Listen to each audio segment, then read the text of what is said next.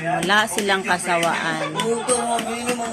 Wala silang kasawaan sa panonood ng The Brothers Kapinpin. Talagang idol na idol eh. Balik-balikin na lang ng panonood yan.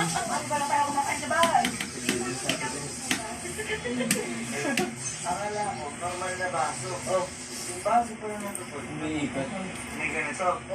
Pag nilagay mo boy dito yung yelo, hindi ko makailangan mo.